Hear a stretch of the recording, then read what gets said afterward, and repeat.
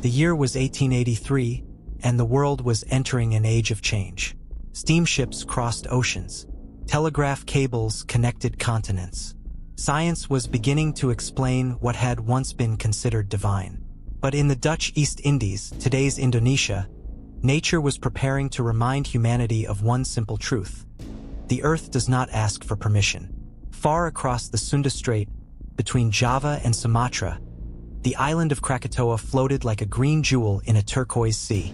From a distance, it looked peaceful, palm trees waving gently, birds circling the cliffs, waves kissing the black volcanic sand. To the locals, it was home. To passing sailors, it was a landmark. But to the planet itself, Krakatoa was a fuse waiting to be lit. At dawn on August 26, 1883, the sea was unusually calm. Fishermen from nearby villages paddled out as they always did, casting their nets into the deep. The air was thick and still, carrying the smell of salt and rain. But beneath that glassy surface, the Earth's crust was moving, grinding, shifting, building unimaginable pressure. For months, the signs had been there. Strange tremors shook the ground. Animals fled inland. The water along the coasts turned murky, as if something below was stirring. Local priests spoke of spirits. Scientists spoke of geology. But neither group could imagine what was truly coming. Because what Krakatoa was preparing was not just another eruption. It was an act of planetary violence, so powerful it would be heard halfway around the world. In Batavia, modern-day Jakarta, Dutch colonial officials were preoccupied with trade, not volcanoes. The newspapers mentioned unusual activity on the island, but no one seemed concerned. Ships continued to pass through the strait. Merchants laughed off the rumors. And yet, on the island itself, something monstrous was building in silence. The volcano's heartbeat quickened. On the morning of August 26th, the first explosion came without warning. It began as a distant rumble, a sound that rolled across the sea like thunder, except it didn't fade. It grew louder, deeper. The ground trembled. Birds vanished from the sky. Then came a flash, a blinding light, followed by a column of ash that tore through the clouds. Witnesses described it as if the heavens had split open. A fisherman later said, "It was as though the mountain had turned inside out." Within minutes, darkness fell. Not night, but a choking, heavy blackness made of ash and fire. The sun disappeared. The air filled with falling debris, stones, and sulfuric rain. Villages miles away were showered in volcanic rock. And yet, no one could grasp the scale of what was unfolding. At first, people thought it was a storm, then an earthquake. Then, when the sea began to behave strangely, they realized it was something else entirely. In Sebesi Island, only a few miles from Krakatoa, villagers stood by the shore, watching the horizon. They saw waves receding unnaturally far, exposing the seafloor. Fish flopped helplessly in the sand. Children ran to pick them up, laughing moments before the first tsunami roared in. The waves struck like a wall of liquid stone. Boats were hurled inland. Palm trees snapped in half. Houses vanished in seconds. And through it all, above the screams and crashing waves, there was that sound, the thunder that wouldn't end. In Batavia, Roger Verbeek, a Dutch geologist, sat at his desk documenting the phenomenon. He'd been monitoring Krakatoa for months, noting every tremor and plume of smoke. His instruments, primitive by modern standards, couldn't measure what was coming, but Verbeek's instincts told him this was something unprecedented. He would later call it the most violent volcanic event in recorded history. But in that moment, all he could do was listen, as the roar echoed across the Java Sea. As the day progressed, Krakatoa erupted again and again. Each explosion sent shockwaves through the atmosphere. Scientists today estimate that the energy released was equivalent to 200 megatons of TNT, over 13,000 times the power of the Hiroshima bomb. The island was disintegrating from within. Ships hundreds of miles away reported a sky turned black at noon. Ash fell so thick that sailors had to scrape it from their decks. Compass needles spun wildly. One British captain wrote in his log, "It is as though the world has swallowed the sun." And yet, that was still not the climax. By nightfall, Krakatoa was glowing. Red rivers of lava flowed into the sea, producing clouds of steam that rose like ghosts into the sky. Lightning forked through the ash clouds, hundreds of strikes per minute, an electrical storm unlike anything anyone had seen. People in coastal towns could see it from their windows. The island burning, surrounded by boiling seas. Some fell to their knees and prayed. Others fled inland, desperate to escape the strange wind that carried sulfur and heat. In the villages of Telok Betong and Anjur, families packed their belongings, believing they could outrun what was coming. They couldn't, because the true catastrophe was still 12 hours away. As midnight approached, the noise intensified. The earth groaned. The ocean began to draw back once more, as if inhaling. Witnesses described the sea disappearing before their eyes. The silence that followed was unbearable, a calm so complete it felt unnatural.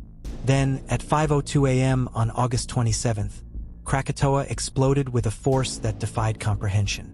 But that moment, the single most violent sound in recorded history, is the climax we'll reach in the next chapter. For now, the island still stood, the people still hoped, and the world, though shaken, remained unaware of what was about to happen. But let's pause and understand why Krakatoa was capable of such fury. Because this wasn't random. This was the inevitable result of millions of years of Earth's restless movement. Indonesia lies at the convergence of three massive tectonic plates: the Indo-Australian, Eurasian, and Pacific. Beneath the sea, one plate was sliding beneath another in a process known as subduction. As the heavier plate sank, it melted, forming pockets of magma trapped deep below the crust. Over centuries, pressure built until it found an escape. That escape was Krakatoa. Volcanoes are nature's release valves. But when those valves get blocked, the pressure doesn't vanish, it multiplies. And in 1883, Krakatoa's vent had been sealed by hardened rock from previous eruptions. Inside, gases and molten rock built up to catastrophic levels. When the island finally broke open, it wasn't an eruption. It was detonation. Scientists today estimate that the sound wave from the final explosion traveled around the world 4 times. Barometers as far away as London, San Francisco, and Bombay recorded sudden spikes in air pressure. In Australia, people thought cannons were being fired offshore. On Rodrigues Island, over 4,800 kilometers away, a weather station recorded the echo 3 hours later. It was quite literally the sound of the earth screaming. But in August 1883, those scientific readings hadn't happened yet. All the people of Java, Sumatra, and the surrounding islands knew was that their world was shaking, their sky was burning, and their sea had turned against them. And as that night wore on, fear spread like wildfire. In the small coastal village of Ketembang, a man named Willem Bajerink wrote in his journal, "The sky is on fire. The ash falls like snow. The air itself feels heavy, as if it wants to crush us. I do not know if morning will come." It did come, but morning brought the apocalypse. For at sunrise on August 27th, Krakatoa would release its final roar. A detonation so powerful that it would be heard 3,000 miles away, rupture sailors' eardrums, and send waves taller than cathedrals crashing into the coasts. It would destroy over 165 villages, erase tens of thousands of lives, and change the weather of the entire planet for years. But before the earth screamed, it whispered. And that whisper, the eerie calm, the trembling ground, the darkening skies, was the last warning humanity would ever receive from the island of Krakatoa. The countdown had begun. At 5:02 a.m. on August 27, 1883, the world ended. At least, that's what it felt like for anyone within hundreds of miles of the island of Krakatoa.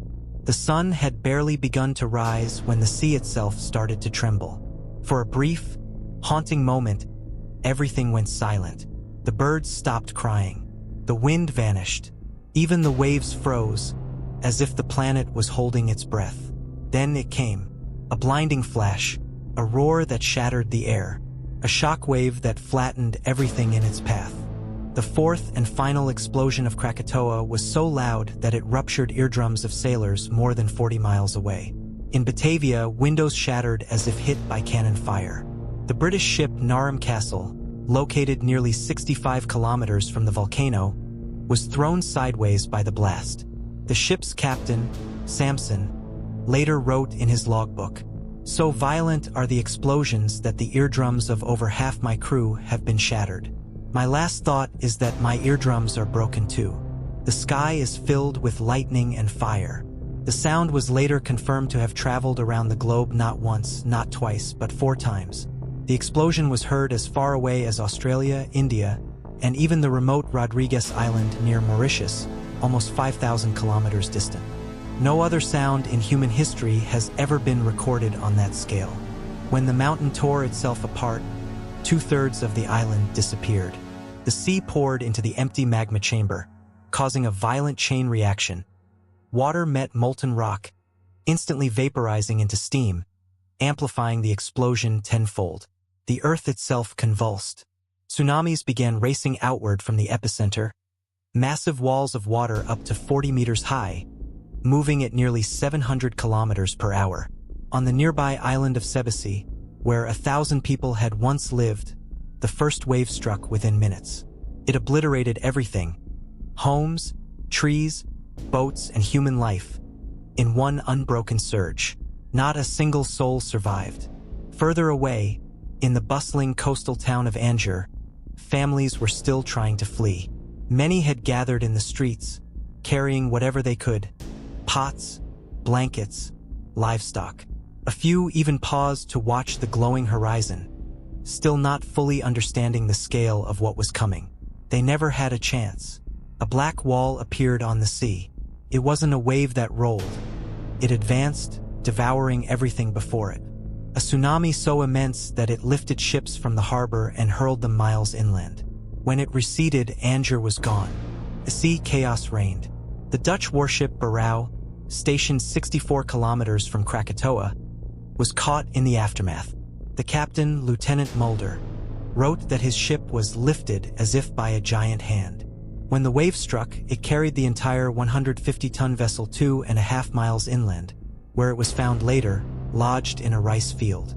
The same fate met the Loudon, another ship trapped in the storm.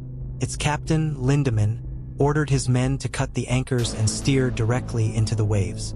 They fought for their lives through ash, fire, and hailstones of volcanic pumice. The decks were buried in darkness. Men prayed, screamed, vomited, and still the waves came. When the skies cleared hours later, the Loudon was still afloat. It would go down in history as one of the few ships that survived Krakatoa's wrath. But even those who were far from the sea could not escape. Inland villages on Java and Sumatra were buried under volcanic ash. Roofs collapsed under the weight. The air was so thick with debris that people couldn't see their own hands. Fires broke out. Rivers boiled. Birds fell dead from the sky. In Telok Betong, survivors described a rain of burning stones. One witness recalled, "The ash fell like snow, but it burned your skin." The world had turned gray. There was no sky, no sun, only fire and dust. By mid-morning, darkness covered the entire region. The sun had vanished. Not figuratively, literally. The ash cloud from Krakatoa reached 80 kilometers high, entering the stratosphere. The plume spread outward, carried by the winds across oceans and continents. By noon, ships hundreds of miles away were sailing in total blackness. The sea was invisible, the air suffocating. Compass needles spun, birds lost their way, and sailors described hearing ghost sounds, echoes of the explosion repeating endlessly across the waves. And the deadliest threat was still in motion. The tsunamis that Krakatoa unleashed were unlike anything ever recorded. The first had destroyed the nearby islands, but the second and third waves, driven by the collapse of the volcano's caldera, were apocalyptic. In some places, they reached 45 meters high. In Merak, a town across the strait, a wave picked up a massive coral block weighing 600 tons and carried it over a kilometer inland. The force of the water was beyond comprehension. Witnesses reported seeing ships carried over treetops, buffaloes impaled on rooftops, and entire forests ripped from the ground. One account from a survivor in Sumer reads, "The wave came faster than the wind. I saw it rise above the trees, black, foaming, full of fire. I ran toward the hill, but the ground shook, and I fell. When I looked back, my village was gone. Of the 36,000 people estimated to have died, the vast majority were killed by these waves. Yet, in a cruel twist of nature, the shockwaves didn't stop there. As the explosion ripped through the atmosphere, it sent a pulse of energy around the world. Weather stations from India to London recorded barometric fluctuations every few hours, rhythmic oscillations that scientists later identified as the sound wave of Krakatoa, circling the globe repeatedly for 5 days. That means every few hours, somewhere on Earth, the air pressure rose and fell, the planet itself echoing the sound of its own trauma. In Australia, people thought distant guns were being fired. In Mauritius, residents believed a war had broken out at sea. In the Indian Ocean, fishermen were thrown from their boats by invisible waves of air. The planet had become a drum, and Krakatoa was its beat. By noon, the ash cloud had spread so wide it blotted out the sun across an area of nearly 300,000 square miles. Temperatures dropped, birds stopped singing, the seas turned to ink. In Batavia, people huddled indoors as pumice rained from the sky. The Dutch governor's mansion shook violently. Chandeliers swung, and fine ash slipped in through every crack. The city's canals overflowed with debris, choking the water supply. Then, at 10 a.m., a wave nearly 10 meters high struck Batavia's harbor, tearing through the docks and sweeping hundreds into the sea. It was the farthest the tsunami would reach, but it carried the stench of sulfur and death. All across the region, telegraph lines fell silent. Trade routes were cut off. Survivors on remote islands would not be found for weeks. For days after, the air was thick with ash. Nights glowed with strange colors. And then, slowly, the wind began to shift. By the second day, the world's skies had changed. Sailors crossing the Indian Ocean began reporting blood-red sunsets, so vivid that artists in Europe and America would later paint them, believing the world was ending. The fine volcanic dust from Krakatoa had reached the upper atmosphere, scattering sunlight across the globe. Even in New York and London, the sunsets turned crimson and purple. The moon glowed blue. The sky itself seemed bruised. Scientists today know that Krakatoa's eruption injected over 20 million tons of sulfur dioxide into the atmosphere. It formed a veil that circled the planet, cooling global temperatures by nearly 1.2 degrees Celsius for the next 2 years. But to those living in 1883, it was pure fear. Newspapers in Europe spoke of a sky on fire.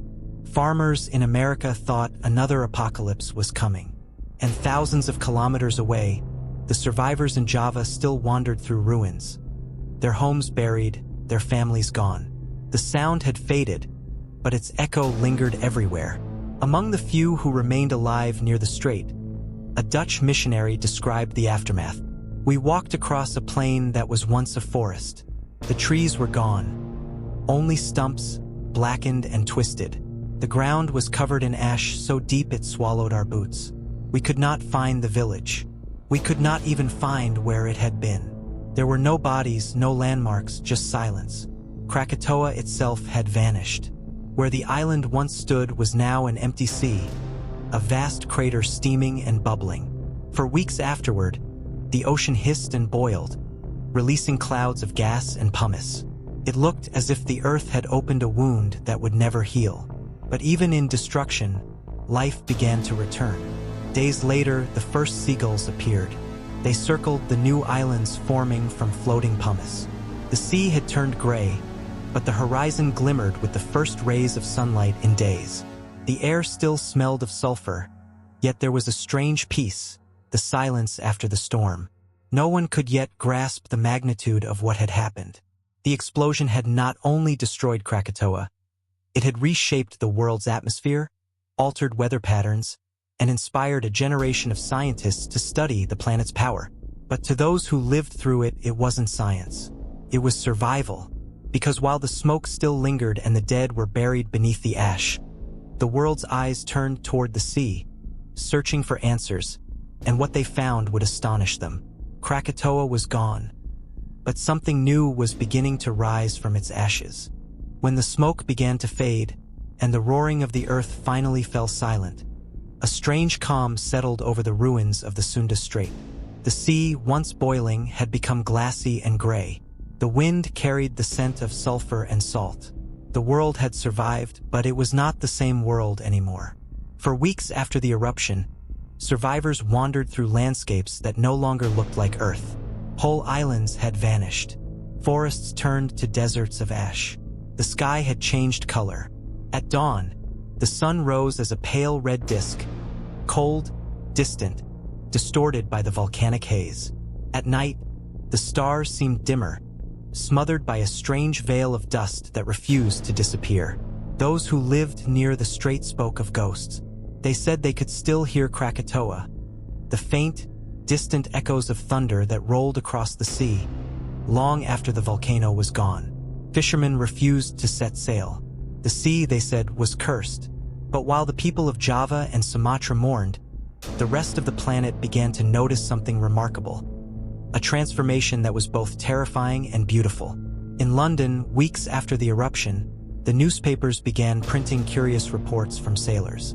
They described sunsets that burned crimson, orange, and violet, colors so intense that even the great painter William Ashcroft took his pastels to the banks of the Thames to capture them. Night after night, the horizon glowed like fire, long after the sun had disappeared. The phenomenon wasn't isolated. From New York to Cairo, from Rome to Sydney, people reported the same eerie light. For months, the world's skies looked as though they were set aflame, streaks of copper and blood red blending into violet mist. Some thought it was a sign from God. Others whispered it was the end of days. Scientists, however, were mystified. No storm, no eclipse, no comet could explain the global display. And then the Royal Society in London received the first atmospheric readings. The upper layers of the sky were filled with fine dust, volcanic particles carried by wind currents from the far side of the Earth. Only one culprit made sense: Krakatoa. By September 1883, scientists estimated that 20 million tons of volcanic ash and gas had been thrown into the stratosphere. These particles reflected sunlight, creating a filter that painted the skies in shades of red and gold, but also blocked heat from reaching the ground. That year, the Earth cooled. Crops in Europe failed. The summer was shorter, colder, and wetter than any in memory. In America, farmers reported strange frosts and crimson dawns. In China, records described a year without blue skies. The eruption had changed the weather of the entire planet. But the beauty of those sunsets hid the human cost still unfolding in Southeast Asia. Tens of thousands were dead. Tens of thousands more were missing. Entire families erased, villages wiped clean off the map. The official count would settle at 36,417 deaths, though modern estimates suggest the true number was closer to 50,000. Few bodies were ever recovered. Most had been carried away by the waves or buried beneath meters of volcanic debris.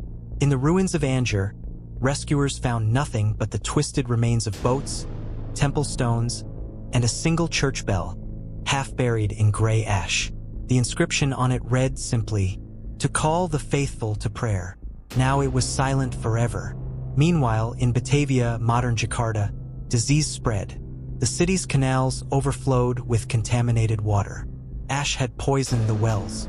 The air was thick and sour. Officials tried to burn the corpses that washed ashore daily, but the fires struggled to stay lit in the heavy, damp air.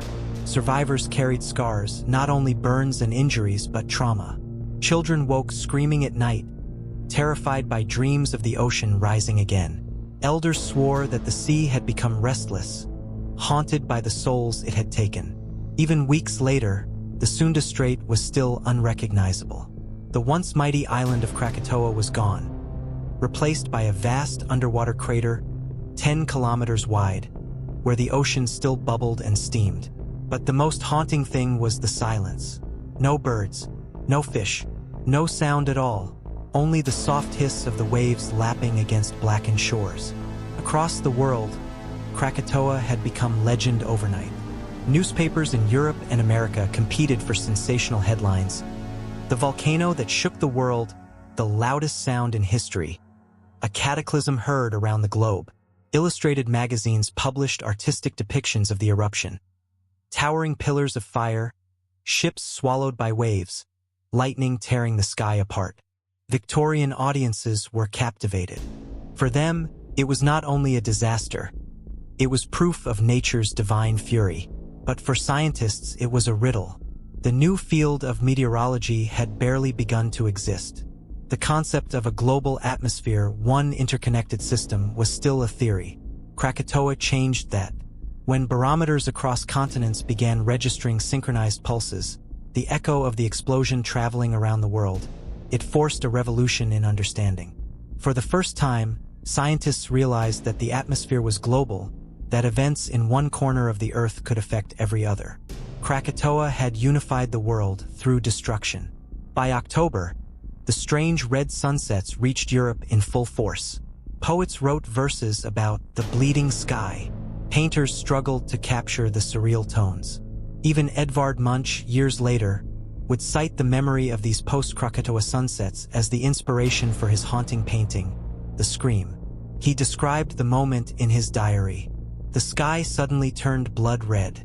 I stopped, feeling exhausted and leaning on the fence. There was blood and tongues of fire above the blue-black fjord. I sensed an infinite scream passing through nature.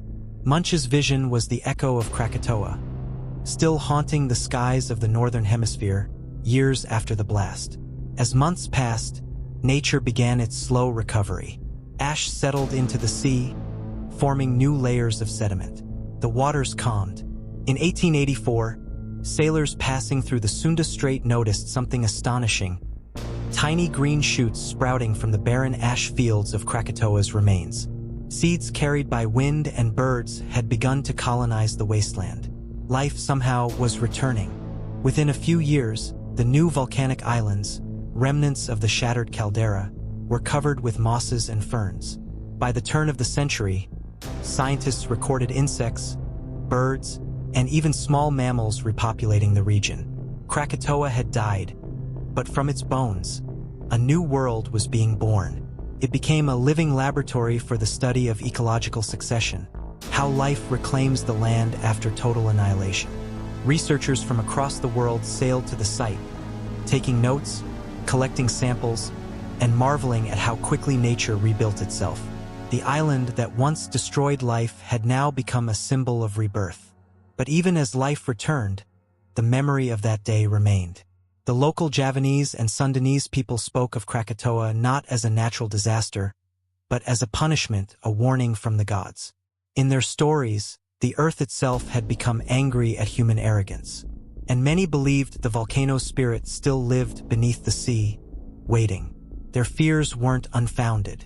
By the early 1900s, the sea above the old caldera began to tremble again. Fishermen reported bubbles and strange currents. Then, in 1927, something extraordinary happened. A plume of smoke rose from the ocean, right where Krakatoa had stood. Steam hissed, and from the water emerged a new island, small and fragile, but growing with each passing day. The locals named it Anak Krakatau, the child of Krakatoa. The world had witnessed the rebirth of a volcano. Anak Krakatau became the ultimate symbol of nature's cycle: destruction and creation, death and rebirth. It stood as proof that even in the face of unimaginable annihilation, life would always find a way back. By mid-century, Anak Krakatau had grown taller, stronger, a new mountain rising from the bones of the old. Scientists from across the world watched it carefully, fascinated by the living reminder of 1883's catastrophe. But those who lived nearby never forgot the stories their grandparents told. The screams, the darkness, the fire. To them, Anak Krakatau was not a miracle. It was a warning. By the late 1800s, the eruption had already changed global science forever. The data collected from Krakatoa's shockwaves gave birth to modern atmospheric physics. Weather forecasting evolved. Oceanography expanded. The world, for the first time, understood how connected everything truly was: oceans, air, and life itself. Krakatoa's legacy was not just destruction. It was knowledge, but there was also art. The red skies influenced painters, writers, and thinkers. From Europe's symbolists to Japan's woodblock artists, Krakatoa's strange sunsets left a lasting mark on human imagination. Even decades later, people still remembered where they were when they first saw the blood-red horizon. It became a generational memory, like the sound of a gun that never stopped echoing. In the end, Krakatoa was more than a volcano. It was a story of fire, of death, of rebirth, and of the terrifying power that lies beneath our feet. It reminded humanity of its fragility, of how small our civilizations truly are before the breath of the earth. When Krakatoa roared, the world heard it. When it fell silent, the world changed. And though it seemed the fire had gone out, deep beneath the sea, something still stirred, waiting to awaken once more. The morning of August 27, 1883, began with an eerie silence over the Sunda Strait. Birds did not sing. The waves were still. Even the wind seemed to hold its breath. For the villagers along the coast of Sumatra and Java, it was as if nature itself had paused, waiting. Then, at 10:02 a.m., the world ended. A roar unlike anything ever recorded ripped through the air as Krakatoa exploded with a force so immense that it obliterated most of the island. The sound was so loud it traveled across 3,000 miles, circling the Earth 4 times. People in Australia and even as far away as Mauritius reported hearing distant cannons. In the Indian Ocean, sailors' eardrums burst as they covered their heads in terror, thinking the apocalypse had come. The pressure wave from the explosion was measured on barometers across the globe, marking one of the rare times in history when the entire planet physically felt a single moment. The Dutch ship Loudest, anchored near Sumatra, was thrown like a toy on monstrous waves. Its captain, Lindeman, described the scene. The sky was black as night, lightning flashed in every direction, and the sea was boiling. Ash fell like rain. The world was ending. Within minutes, a column of ash and smoke shot over 30 kilometers into the stratosphere, forming a gigantic mushroom cloud that turned day into night. The eruption generated 4 separate explosions, each more violent than the last. By the final detonation, Krakatoa was gone, shattered into fragments beneath the sea. Then came the tsunamis. Waves up to 40 meters high roared outward in all directions, obliterating coastal towns. Villages that had stood for centuries vanished beneath the water in seconds. In Java, the town of Anjer was swept away entirely, its 10,000 inhabitants gone without a trace. Survivors told of black water rushing in with the speed of a galloping horse, dragging entire buildings and trees into the ocean. The British ship Charles Ball, nearly 40 miles away, was hit by waves so powerful that sailors thought they had struck land. One of the crew later wrote, "We saw the mountain vanish before our eyes. The sea turned black, and ash rained down so thick we could not breathe. The air burned. Across the region, ships were lifted onto land, forests flattened, and the air filled with an unending roar. Ash and pumice rained for days, covering everything in a gray shroud. Those who survived described a darkness so complete that lamps could barely pierce it. The air smelled of sulfur and death." In Batavia, modern Jakarta, more than 160 kilometers away, people thought they were under attack by foreign cannons. The governor ordered troops to prepare for invasion, unaware that what was coming was something no army could stop. As the sun disappeared, the world fell into twilight. For 2 days, the region remained dark. When the ash finally began to settle, the scale of the disaster emerged. Entire islands were gone. Over 36,000 people were dead, and countless more were missing. But the true impact of Krakatoa went far beyond Indonesia. Dust and ash were thrown high into the atmosphere, spreading across the globe. The fine particles reflected sunlight, lowering global temperatures by almost 1.2 degrees Celsius in the following year. Around the world, sunsets turned deep crimson, described in newspapers as the color of blood. Artists like Edvard Munch witnessed the eerie glow and later said it inspired the scream. In London, skies were painted in fiery oranges and purples months after the eruption. Poets wrote about a sky that burns though no fire is seen. The planet was quite literally colored by Krakatoa's fury.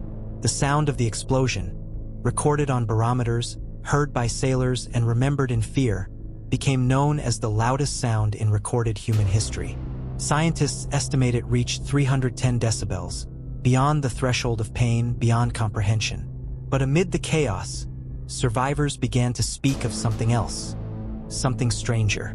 As the days passed, messages in bottles began washing ashore, allegedly from sailors near Krakatoa who had written before dying. Some described a second light above the island just before it exploded, an electric blue glow, like lightning, but sustained. Others swore they saw a figure in the ash, a shadow that moved against the wind. In the nearby island of Sebesi, the few who lived claimed that the eruption had not been a natural one at all, but the spirit of the mountain awakening. They said the volcano was a gate, a place where the earth opened to speak. Scientists dismissed the stories as trauma-induced hallucinations. But there was something strange about Krakatoa's rebirth, because within just a few years, the sea began to tremble again. A new island began to rise where the old one had died. The locals called it Anak Krakatoa, the child of Krakatoa. By 1930, the child had broken the surface, hissing and steaming, as if the earth was warning humanity. I am not finished yet. The scientific community was stunned. Never before had such a catastrophic eruption given birth to a new island in the same spot. But for the people of Java and Sumatra, it was simply destiny. The volcano was alive. In 2018, the child erupted violently once again, creating another deadly tsunami that killed hundreds. History, it seemed, was repeating itself. But back in 1883, as the survivors dug through ash and ruins, they could not know that the world had been permanently changed. Krakatoa had shown humanity how small it truly was. It had demonstrated the raw, indifferent power of nature, how a single mountain could alter the sky, the sea, and even the sound of the air itself. And in the aftermath, whispers began to spread, not of science, but of superstition. People claimed to hear drums echoing from beneath the sea where Krakatoa once stood. Fishermen said that on quiet nights, the ocean would rumble softly, as if something deep below was breathing. To them, it wasn't over. The volcano wasn't gone. It was only sleeping.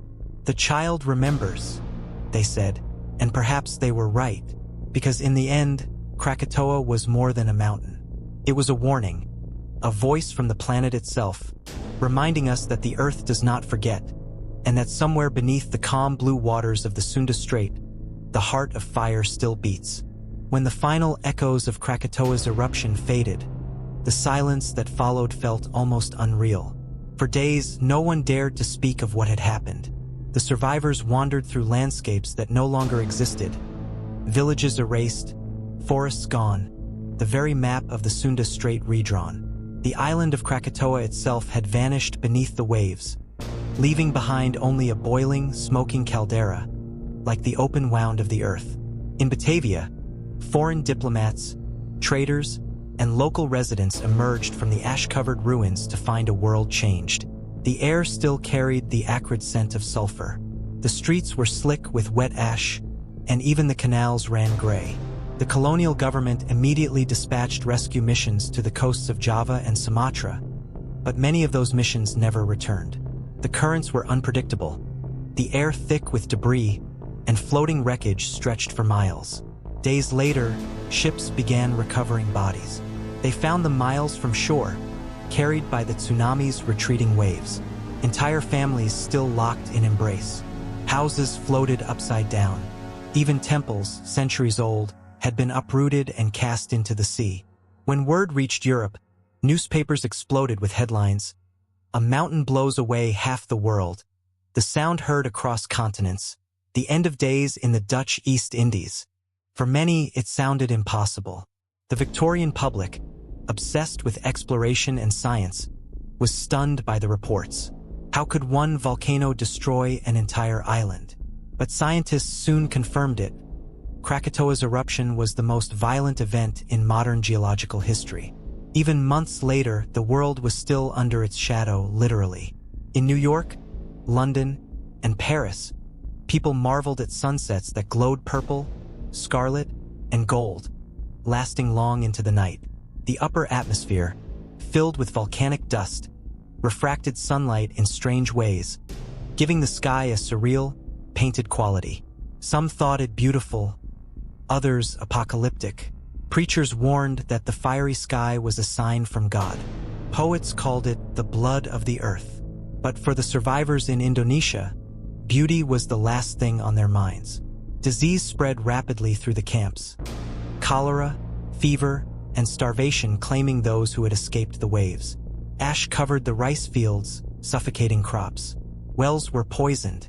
It was as if the land itself had turned hostile. One Dutch missionary wrote in his journal, "We prayed for rain to cleanse the earth. It came, but the rain was black." As the months passed, scientists began to study what had truly happened. They realized Krakatoa had not merely exploded, it had annihilated itself.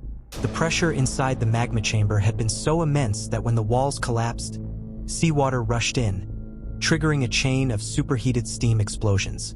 In a matter of seconds, half the island was vaporized. The energy released was estimated at 200 megatons of TNT, 13,000 times the power of the Hiroshima bomb. But the story didn't end there. The ash that circled the globe didn't just create strange skies, cooled the planet.